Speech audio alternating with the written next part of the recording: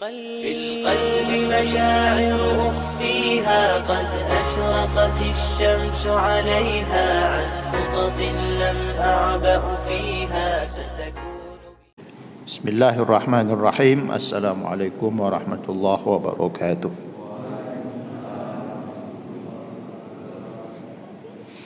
Alhamdulillahi rabbil alamin, nahmaduhu wa nasta'inuhu wa nastaghfiruh wa natubu ilaih.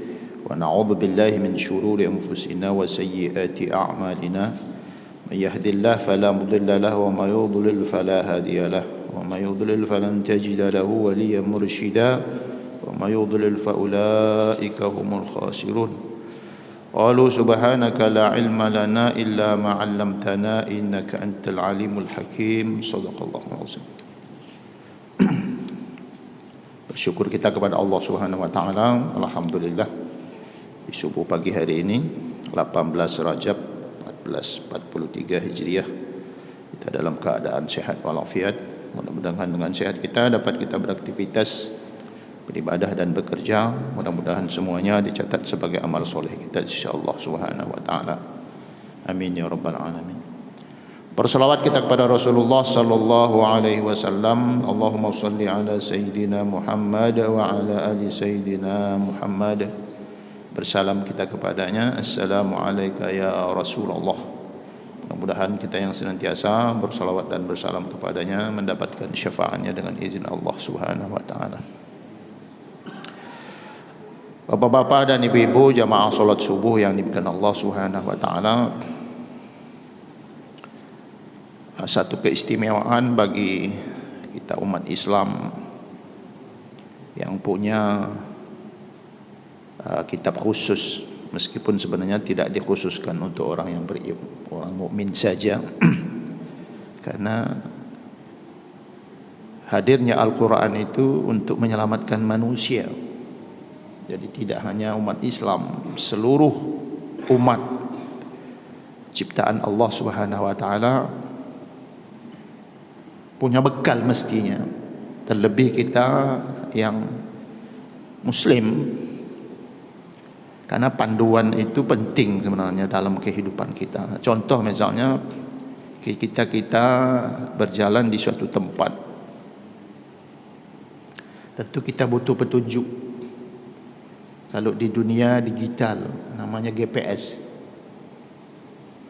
Meskipun kadang-kadang kalau kita tak paham menggunakan, kadang-kadang nyasar juga. Sama dengan Al-Quran. Kalau kita tidak paham, ya kita bisa tidak benar juga mengamalkannya. Makanya perlu pemahaman. Itulah sebabnya kenapa Rasulullah SAW berpesan kepada kita untuk menguasai ilmu, supaya hidup kita ini tidak sesat. Tidak sesat di dunia, tidak rugi di akhirat. Saqiyun fid dunya wasaqiyun fil akhirah. Sengsara di dunia, nanti di akhirat sengsara juga, kan rugilah. Rugi dua-dua namanya. Makanya perlu bekal. Bekal kita yang utama iman. Iman itu Allah yang kasih. Nah, iman itu perlu dikuatkan dengan Al-Quran. Pemahaman kita berkaitan dengan Al-Quran ini masih jauh. Karena kita baru sifatnya ibadah yang selalu kita kaji, yang selalu kita bahas. Coba, dari mulai kita belajar solat sampai sekarang tak pernah selesai belajar solat itu. Selalu aja ada pertanyaan solat.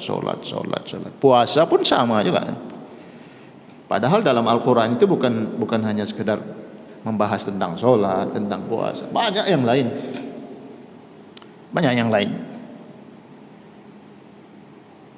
Karena semua persoalan dunia itu bisa diselesaikan dengan memahami Al-Quran.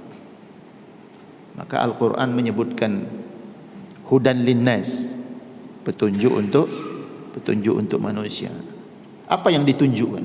Yang ditunjukkan itu supaya kita tak sesat tadi itu. Maka memahami Al-Quran itu sangat penting dalam dunia kita ini, terutama juga dalam dunia pengobatan. kita kenal dengan nama Tibbun Nabawi, pengobatan Rasulullah. Karena dulu zaman Rasulullah belum ada seperti sekarang ini, dokter banyak. Kalau sekarang kan sikit perut aja kita udah cari dokter.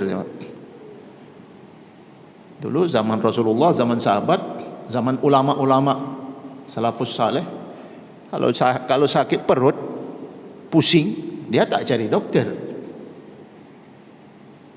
dia cari Al-Quran. Kenapa? Karena Al-Quran itu salah satu pengobatan yang luar biasa. Coba kita lihat ruqyah. Ruqyah itu kan pengobatan yang luar biasa. Tapi jangan salah sebut.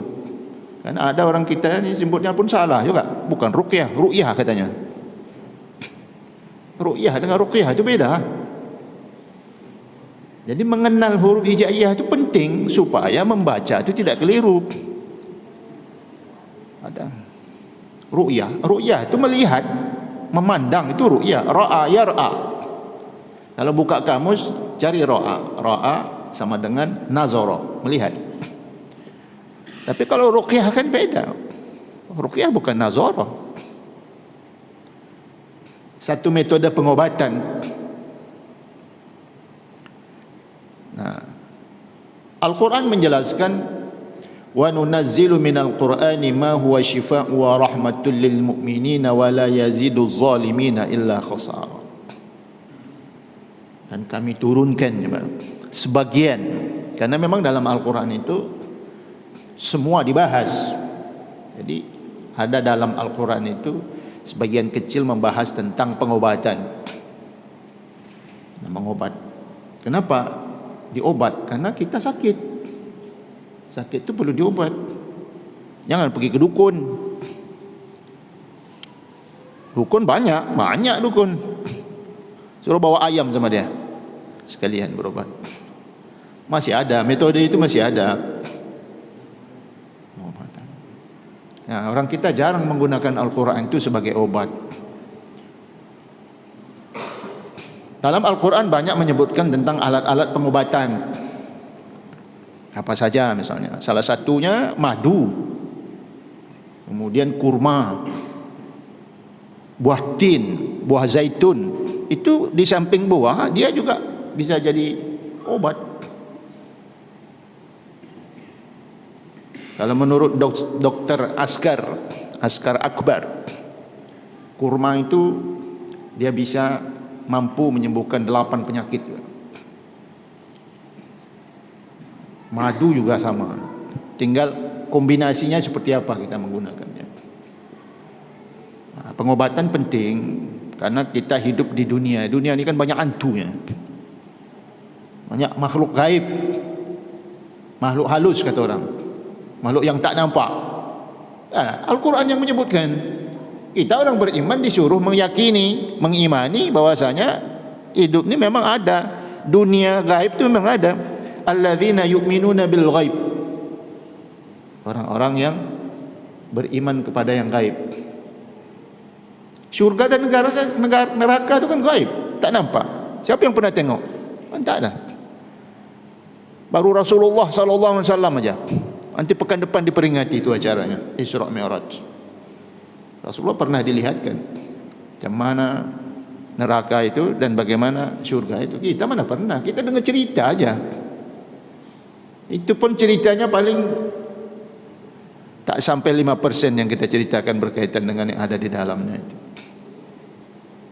Ada yang di dalam itu, yang pasti itu tidak pernah tergambarkan oleh pikiran manusia, tak pernah dilihat oleh mata, tak pernah didengar oleh telinga. Itu dalam situ. Macam mana menggambarkannya? Kan tak bisa. Dunia pengobatan penting dalam kehidupan kita karena kita bersinggungan dengan makhluk lain. Di ayat yang lain Allah Subhanahu wa taala berfirman, "Ya ayuhan nasu qad ja'akum mau'izatun min rabbikum wa shifaa'un lima fis sudur wa hudaw wa rahmatul lil mu'minin."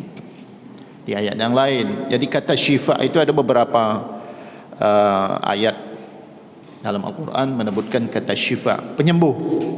Apa yang disembuhkan? Kalau menggunakan Al-Quran, penyembuhan itu penyembuhan dalam.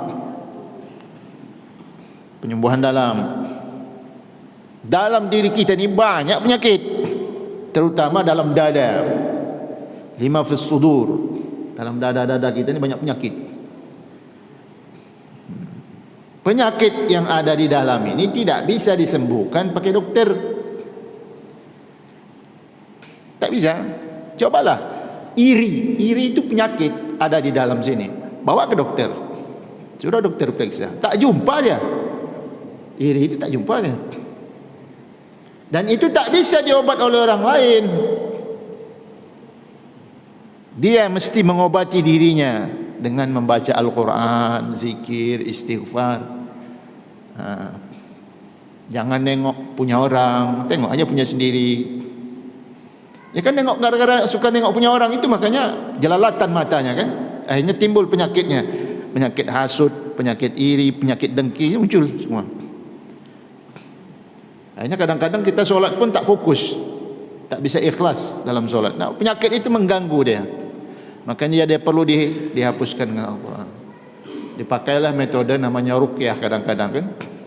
Karena terlalu banyak sudah penyakitnya nyampur dengan penyakit-penyakit gaib. Masuk rasukan-rasukan tu kan. Perlulah dibacakan Al-Quran. Makanya kadang-kadang dibacakan salah satunya itu kan ayat atau surah jin. Jadi kalau mau kenal jin, bacalah surah jin tu. Tapi jangan masuk dunia jin, nanti tak balik ke sini. Kenal aja perlu. Karena jin ada. Dunia mereka ada sama kayak kita. Mereka pun berkehidupan sama seperti kita. Dunia gaib namanya. Penyakit-penyakit iri itu perlu. Ya, buktinya mana? Ada bukti penyakit iri itu? Adalah. Sebenarnya kita tahu bahwasanya kita punya penyakit itu tahu. Kita sadar. Pokok respon negatif dengan punya orang, itu dah punya penyakitnya tu. Nengok punya orang punya rumah besar, ada rasa negatifnya, itu dah penyakit dia tu. Nengok orang punya lebih, ada rasa negatif dari kita, itu penyakitnya tu. Itu mesti dihapus. Buang dia jauh-jauh. Tak bisa orang lain buang. Kalau bisa orang lain buang, bagus, buang ke laut. Memang tak bisa orang lain buang, mesti buang sendiri. Nah, metode itu yang digunakan. Kita pernah menyampaikan dulu berkaitan dengan salah satu contoh menggunakan Al-Quran itu untuk penyembuhan sakit perut. Itu salah satunya itu Ibnul Qayyim Al-Jauziyah pernah mengucapkan, laqad marra bi waqtu fi Makkah saqamtu fihi wa la ajidu tabiban wa la dawaan fakuntu u'aliju nafsi bil Fatihah fa ara laha ta'thiran ajiban akhadha syarbahu fi ma'i zamzam aqrahu 'alayha miraran thumma ashrabahu fa wajadtu bidzalika al bar'u tam. Pernah suatu ketika beliau berada di Mekah itu sedang sakit perut. Dia tak jumpa dokter karena memang waktu itu belum ada dokter. Tak ada dokter. Apa yang dilakukan oleh beliau? Beliau menggunakan Fatihah. U'aliju nafsi, mengobati diri sendiri. Kenapa? Karena sakit perut itu kan penyakit dalam, bukan penyakit luar. Fa'ara laha ta'siran ajiban, ada pengaruh yang luar biasa. Akhadhu syarbatan min ma'i zamzam, padahal air zam-zam itu aja sudah tak dibacakan Fatihah saja sudah punya pengaruh yang luar biasa, dibacakan Fatihah lagi sembuh sakit perutnya. Tapi ada catatan di situ, ada tanda kutip. Kalau seperti beliau ni membaca Fatihah punya pengaruh sama air yang seperti ini ni, ya, karena memang lisannya tu bersih, beda dengan kita. Kita baca 10 kali pun Fatihah aja mungkin tak pengaruhnya. Kenapa? Lisannya banyak dosa, banyak maksiat, gunjing tiap hari, macam mana nak baca Fatihah bisa berkah kan? Nah, mesti lisannya dibersihkan dulu. Nah, mereka orang-orang salafus soleh, orang-orang alim, luar biasa. Makanya perlu kita membersihkan diri itu menggunakan Al-Quran, baca Al-Quran tiap hari. Nah, mulai reda kan penyakit hati lah. Nah, berpengaruh dia baca Fatihah itu. Coba contoh kita sekarang. Kita biasanya minta air baca Fatihah itu sama siapa? Kan sama ustaz-ustaz kan? Bukan sama orang biasa, Mana ada pengaruhnya deh. Mesti sama yang kita anggap orang yang memang mau kita minta. Dan pengaruhnya itu ada luar biasa. Karena memang Al-Quran salah satunya dijadikan untuk penyembuh kita ini. Nah, banyak lagi yang lain, banyak, tergantung kita penggunaannya itu seperti apa. Jadi ulama sepakat bahwasanya ruqyah itu bisa digunakan untuk penyembuhan penyakit-penyakit. Nah, tidak hanya 1-2 penyakit, banyak penyakit yang bisa disembuhkan itu. Tapi mesti memenuhi kriterianya. Jadi ada syarat-syaratnya yang dilakukan supaya pengobatan itu bisa bermanfaat buat siapapun. Yang pertama, antakuna bi kalamillahi ta'ala bi asma'i wa sifati au kalami Rasulillah sallallahu alaihi wasallam. Itu syarat pertama. Syarat pertama itu mesti menggunakan ayat Al-Quran. Kalamullah itu kan ayat Al-Quran. Kemudian doa-doa yang pernah dibaca oleh Rasulullah, nah itu gunakan. Karena memang pengobatan kita ini kan cuma prosesnya saja. Kita bikin proses. Ruqyah itu kan proses. Tapi penyembuhan utama itu kan Allah Subhanahu wa taala, bukan kita. Kita melakukan proses saja dengan beberapa syarat sehingga dia bisa sembuh dari penyakit atas izin Allah Subhanahu wa taala. Kemudian yang kedua, at-takuna bil lisanil arabi au bima ya'rifu ma'nahu min ghairi. Utamakan menggunakan bahasa Arab atau bahasa, katakanlah kita bahasa Indonesia tapi yang baik, punya makna baik. Ya umumnya karena memang kita menggunakan tibbun nabawi, ya memang banyak menggunakan bahasa Arab, bukan bahasa Indonesia. Tapi orang Indonesia bisa bahasa Arab? Bisa. Karena bahasa Arab itu bukan bahasa orang Arab. Nah, itu bahasa Al-Quran. Jadi semua kita itu sebenarnya bisa bahasa Al-Quran. Tapi kenapa ada yang tak bisa? Ya karena dia tak belajar. Kalau belajar bisa. Bisa seperti orang Arab, bisa. Lancar bisa. Kayak masa kita belajar bahasa Inggris lah. Kan kita bukan orang Inggris, tapi hebat kita bahasa Inggris. Hebat karena kita belajar bahasa Inggris. Sama bahasa Arab juga seperti itu. Orang nyatanya kita solat pakai bahasa Arab kok. Ada yang solat pakai bahasa Indonesia? Tak ada. Bahasa Arab. Itu bukti kita bisa bahasa Arab. Dari mulai takbir sampai salam semua bahasa Arab. Tak ada bahasa Indonesianya. Kalau ada bahasa Indonesia batal lah solatnya. Nah, itu bukti. Jadi tergantung kitanya saja sekarang. Kita mau menggunakan media apa ini? Media yang paling utama media Al-Quran. Gunakan Al-Quran dalam penyembuhan. Kemudian yang ketiga, ayya'taqida anna ar-ruqiyyata la tu'athiru bi dzatiha bal bi qadrillah. Nah, kemudian yang harus diyakini itu bukan ruqyahnya itu yang punya pengaruh, tapi Allah Subhanahu wa taala. Ruqyah itu media. Nah, media saja. Jadi sama dengan kita nih, apapun yang kita lakukan itu media sebenarnya. Tapi semua adalah Allah Subhanahu wa taala. Maka kita mesti bersihkan diri kita supaya hal-hal yang kita inginkan itu bisa kita dapat. Nah, kemudian Al-Quran juga bisa menyembuhkan sihir. Itu sudah pasti. Dunia kita hidup di dunia pasti ada. Pasti ada. Oh, mana nengoknya, di mana melihatnya? Buka Al-Falaq ya. Surah Al-Falaq. Qul a'udzu birabbil falaq. Min syarri ma khalaq. Dan itu dunia mistis nih. Dunia pengobat, dunia sihir. Karena memang dulu zaman Rasulullah ada, zaman sahabat ada, sampai sekarang masih ada. Sihir itu masih ada. Cerita-cerita telur dan lain sebagainya itu sihir. Nah, penangkalnya apa? Penangkalnya Al-Quran. Maka orang yang kuat baca Qurannya, rajin baca Qurannya, insya Allah enggak kena dia. Yang kena rasuk tu orang yang jarang pegang Quran. Pegangnya koran terus kan. Al-Quran pegang Quran aja sudah dapat pahala. Apalagi kalau baca. Pegang aja itu udah luar biasa. Kenapa? Karena dia suci. Orang yang pegang pun mesti suci dulu kan, baru bisa pegang. Kalau enggak bisa. Nah, itu pegang aja sudah luar biasa, apalagi kita mengamalkan. Nah, cuman tugas kita ni kita lupa dengan tugas kita terhadap Al-Quran. Yusuf Qaradawi dalam bukunya menyebutkan ada 5 kewajiban wajib loh. 5 kewajiban kita sebagai mukmin terhadap Al-Quran. Pertama adalah mengimaninya. Karena mengimani Al-Quran itu masuk dalam rukun iman. Yang ketiga kan Rasulullah, Allah, Rasulullah, baru kitab Allah Subhanahu wa taala. Malaikat kan masuk rukun iman dia. Kemudian yang kedua membaca.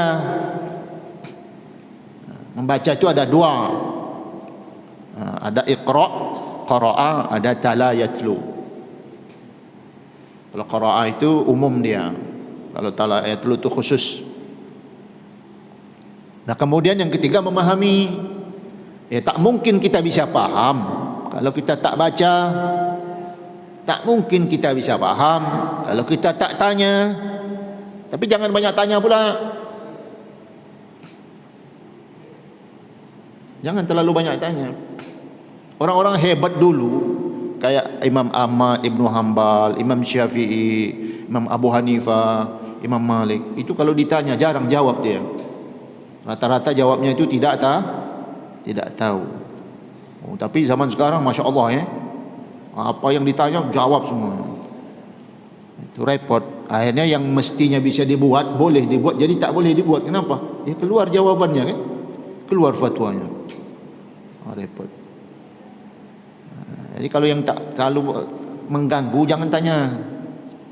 Gara-gara jawabannya nanti tak bisa kita melakukan. Kenapa? Karena jawaban yang betul itu sama Allah, bukan sama kita. Kita ini butuh proses, tidak butuh protes. Kita banyak protes saja kita.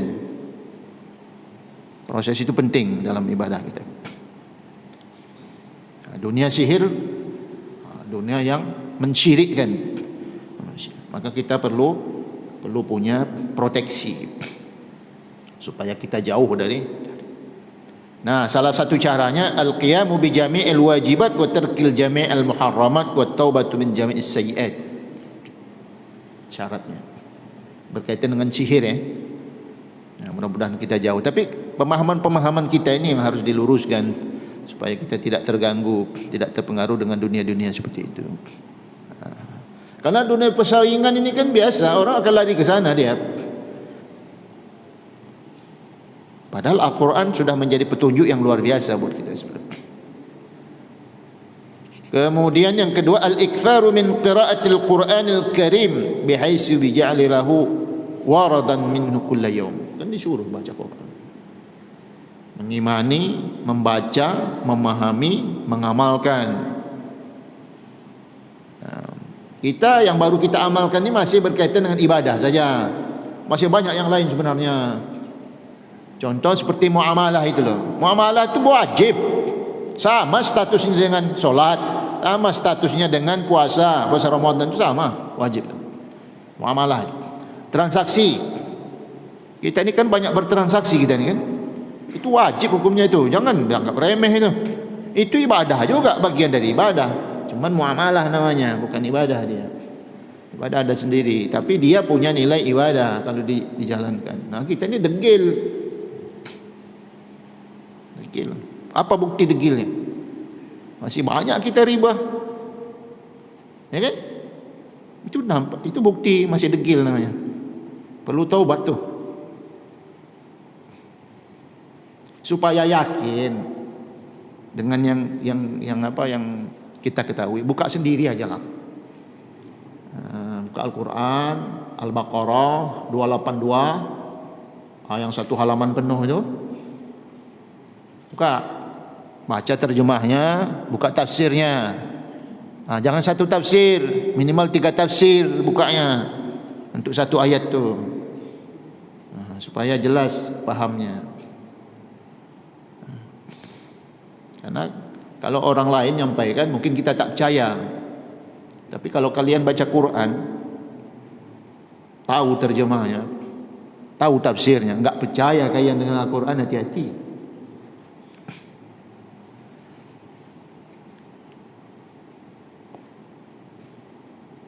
Terakhir disebarkan, sampaikan. Dunia muamalah kita luar biasa. Indonesia khususnya belum sampai 10%. Bukti kan? Dunia ribanya luar biasa transaksi kita. Pelan-pelan gesernya. Kapan lagi? Nunggu nak dekat mati baru nak berubah. Mana ada waktu? Jadi sekarang lah. Ya ayyuhalladzina amanu idza tadayantum bidainin ila ajalin musamman faktubu. Kalau kalian bertransaksi, wahai orang-orang yang beriman, idza tadayantum bidainin. Kalau kalian bertransaksi bentuknya dain, hutang piutang, ila ajalin musamma, yang batas waktunya panjang, faktubu, perintah itu. Kalau dia fi'il amar berarti wajib hukumnya tu. Faktubu, tulis. Yang meminjam tulis, yang dipinjamkan tulis. Kalau degil-degil dua-dua tak mau tulis, pakai orang lain nulisnya. Ya. Makanya sekarang dunia kita, kalau kita bertransaksi di, katakanlah di bank syariah BSI dan kawan-kawannya itu, kan pasti ada penengahnya kan. Wal yaktub bainakum katibun bil adl. Kalau kita tak mau tulis, kawan kita tak mau tulis, pakai penengah, tukang tulis namanya, saksi. Makanya dipakailah notaris. Karena notaris itu resmi, pakai notaris. Makanya kalau kita ada pembiayaan di bank syariah itu pasti ada notarisnya itu, tanda tangan. Nah, itu disuruh. Itu perintah. Panjang ayatnya. Kalau dibahas sekarang tak cukup waktu. Yang penting itu supaya kita penyakitnya itu penyakit itu. Jangan dibilang tak penyakit, itu penyakit juga. Tak mau ikut aturan Allah itu penyakit namanya. Bahaya. Maka perlu diluruskan supaya sembuh kita ini dari penyakit. Ngapa kita masih susah? Ngapa doa kita belum dikabulkan oleh Allah? Ya itu salah satunya, itu penyebabnya. Masih berkutat di dunia haram, riba. Jadi pelan-pelan lah. Kapan lagi dah tua semua kita ni. Jalan pun dah payah dah. Kan salah satu gambarannya kan itu kan, orang makan riba itu. Nanti dia di akhirat macam orang mabuk katanya kan. Jangankan di akhirat, di dunia aja dah mabuk dia. Dan susah hidupnya, susah jalannya. Jadi perlu diobat semua. Obatlah dengan Al-Quran. Banyaklah membaca Al-Quran. Jangan buang waktu lah. Malas buka Quran, buka dekat itu tu, dekat apa namanya tu? Dekat handphone tu kan ada Al-Quran dah. Jangan baca WhatsApp aja, tak jelas. Quran. Sucikan diri kita supaya kita disucikan oleh Allah Subhanahu wa taala. Bersihkan diri kita supaya Allah bersihkan kita, supaya selamat hidup ni. Persiapkan dari sekarang. Dah cukup lah tu. Tak usah tanya lah ada nanya pula bapak lagi. Aduh. Apa itu Pak?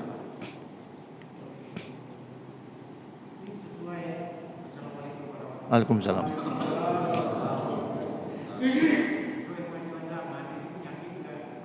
Apa tu? Buka sikit tu.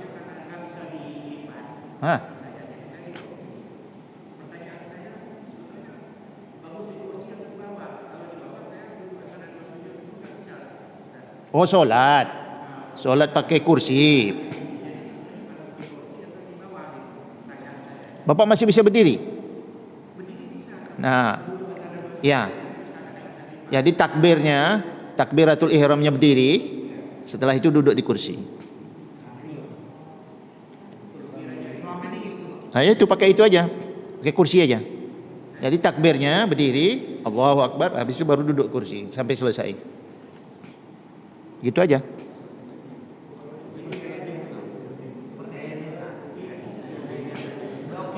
Dah okey lah itu. Pakai kursi man. Ya. Ya, sambil berdoa sama Allah, mudah-mudahan disembuhkan lagi. Ya. Bacakan Fatihah, gosok-gosok lututnya, insya-Allah. Ikhlas minta sama Allah. Iya, insya-Allah, Pak. Kalau selama masih ada usaha, masih ada doa dengan tujuan ingin beribadah baik sama Allah, insya-Allah. Penyembuh itu kan Allah. Kita ni usaha proses dan tak cukup sekali dua kali dia, Pak. Terus sampai dia sembuh. Jangan baru sebulan dua bulan, tak ada pengaruh, malaslah. Jangan begitu. Terus sampai berhasil. Insya-Allah. Jadi tidak ada pemaksaan dalam hal beribadah. Kondisikan dengan kita saja. Tak bisa berdiri, duduk. Tak bisa duduk, ya baring aja. Yang penting solat. Bagus, terima kasih. Wallahu a'lam. Ada lagi yang lain? Satu cukup lah ya. Banyak. Ya, sebanyak-banyak satu aja cukup lah. Yang penting amalkan yang sudah didengar, amalkan yang sudah dipelajari, amalkan yang sudah dipahami supaya berkah hidup ini. Kita tutup dengan doa kafaratul majlis. Subhanakallahumma bihamdika asyhadu an la ilaha illa anta astaghfiruka wa atubu ilaik. Billahi taufiq wal hidayah. Wassalamualaikum warahmatullahi wabarakatuh.